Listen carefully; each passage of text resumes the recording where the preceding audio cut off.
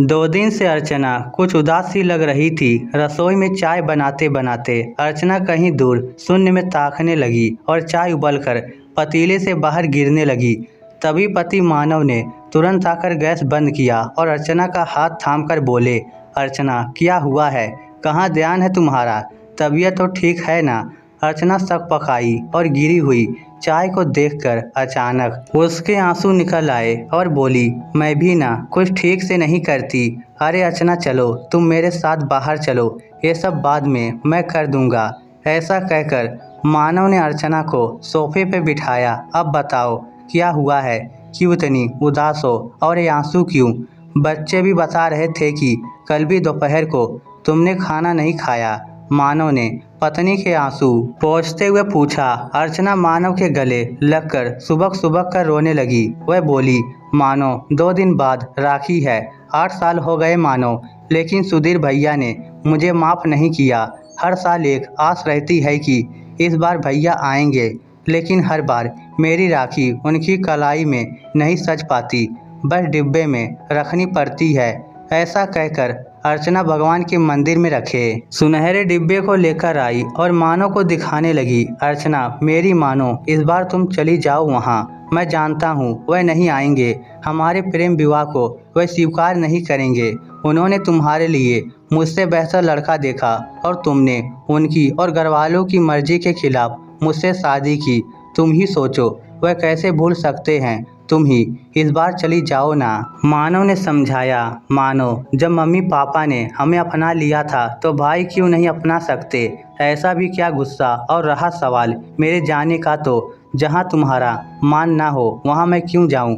जब वह हमें सम्मान से बुलाएंगे तभी मैं जाऊँगी। ऐसा कहकर अर्चना ने उस डिब्बे को वापस रख दिया और रसोई में चली गई। मानव सोच में पड़ गया कि क्या किया जाए। राखी की एक दिन पहले बच्चे तैयारी में लग गए। बेटी रोशनी अपने भाई प्रतीक के लिए सुंदर सी राखी ले आई। भाई ने भी अपनी बचत के पैसे से एक छोटा सा पर्स अपनी बहन के लिए खरीद लिया। मानव की कोई बहन नहीं थी, लेकिन बच्चों के साथ वह भी उनकी तैयारी में साथ दे रहा था। अर्चना का मन बेचैन था।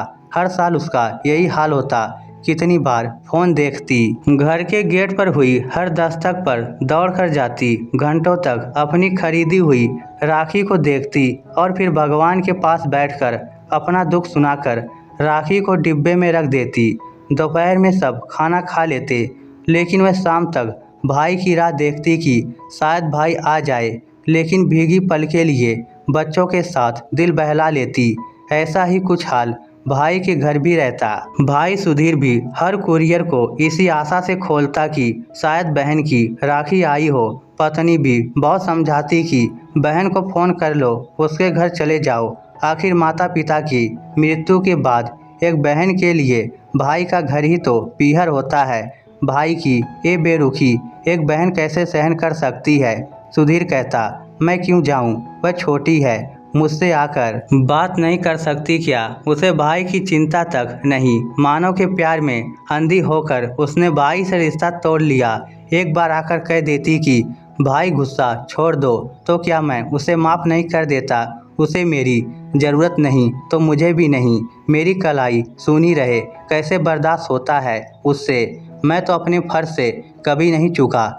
देखो हर साल उसके लिए उपहार लाता हूँ। इस बार तो वह आएगी या राखी भेजेगी, लेकिन सब बेकार। सुधीर का मन बहुत उदास था। आज राखी का दिन था। प्रतीक के हाथ में बहन ने राखी बांध दी। मानव बोला, क्यों ना हम लोनावाला चले? अर्चना तुम्हारा दिल बहल जाएगा और बच्चों को भी अच्छा लगेगा। बच्चे खुशी से उछल पड़े और बोले, मम्मी प्लीज हाँ कहना, मना मत करना। बच्चों के सामने अर्चना भी मना न कर पाई और सब लोनावाला के लिए निकलने के लिए तैयार हो गए।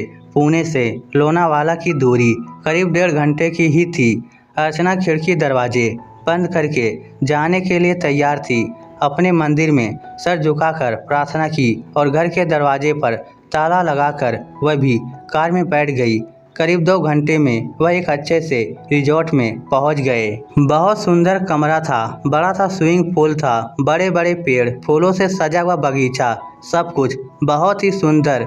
बच्चे अपनी सेल्फी लेने में व्यस्त हो गए और मानो फोन पर बात कर रहा था। दोपहर के 2 बज गए थे। रिजॉर्ट के डाइनिंग रूम में खाना लग चुका था। राखी के पर्व को ध्यान में रखकर खाना सर्व किया गया था। बच्चे तो खीर पूरी देखकर खुश हो गए, साथ ही मूंग दाल का हलवा भी था। राखी के गीत धीमे धीमे चल रहे थे। मानव और अर्चना कुर्सी पर बैठे थे। बच्चे अपने पसंदीदा खाने को अपनी प्लेट पर रख रहे थे।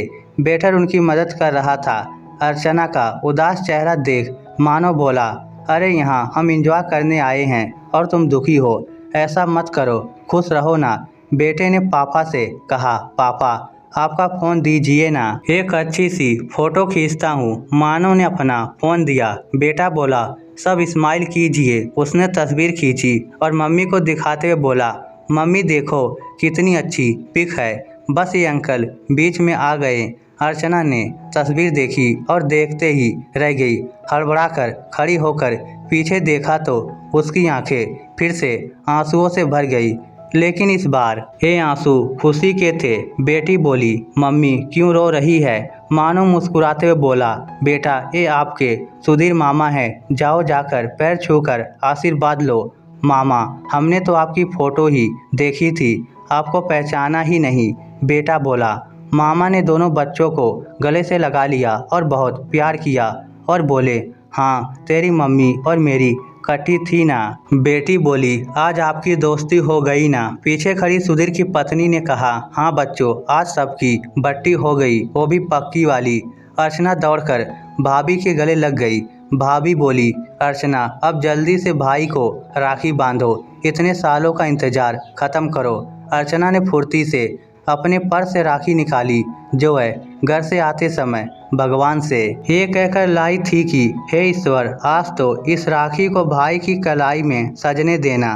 भाभी ने आरती की थाल अर्चना के हाथ में दी और आज सालों का इंतजार समाप्त हुआ। आज एक बहन ने अपने भाई की कलाई पर राखी बांध दी और उसकी सुखी स्वास्थ्य और दीर्घ आयु की प्रार्थना की। भाई ने भी बहन के सिर पर हाथ रखा, वादा किया कि वह हमेशा अपनी बहन का साथ देगा, उसकी रक्षा करेगा। मानो एक तरफ बैठा था। सुधीर ने कहा, मुझे माफ़ करना, इतने साल से आपको अपना नहीं पाया, लेकिन मैं जानता हूँ कि मेरी बहन के लिए आपसे अच्छा जीवन साथी कोई नहीं हो सकता था।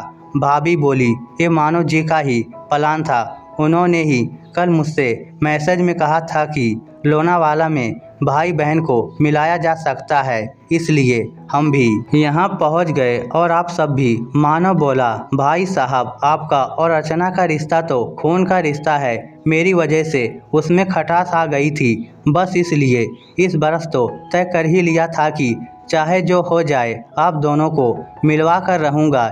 इतने साल हिम्मत नहीं हुई थी, मैं जानता था कि एक बार आप लोग आमने सामने आ गए फिर किसी को कुछ नहीं करना पड़ेगा। अर्चना को मानव पर गर्व हो रहा था। आज राखी के दिन भाई बहन के बीच की दूरी मिट गई। सुधीर की पत्नी एक बड़ा सा बॉक्स लेकर आई और बोली, सुधीर ये लीजिए, अपनी बहन को सारे तोहफे दे दीजिए जो आपने इतने साल से खरीद कर रखे हैं। अर्चना मुस्कुरा उठी और उसकी आंखें नम हो गई। प्रतीक मामा से बोला, मामा अब आप घर चलिए, आपको मम्मी बहुत सारी राखी पहनाएगी, गोल्डन बॉक्स में रखी है सारी। फिर क्या था, शाम को सब अर्चना के घर पहुंच गए और घर में खुशियां ही खुशियां थी। भाई बहन के बीच की दूरी खत्म हुई और सबने प्यार से मिलकर मनाया रक्षाबंधन का त्यौहार। यदि आप भी अपनों से नाराज हैं तो आज ही उनसे बात करिए और सारी दूरियां खत्म कीजिए। इस स्टोरी को लेकर आपकी क्या राय है, नीचे कमेंट करके हमें ज़रूर बताइएगा। धन्यवाद।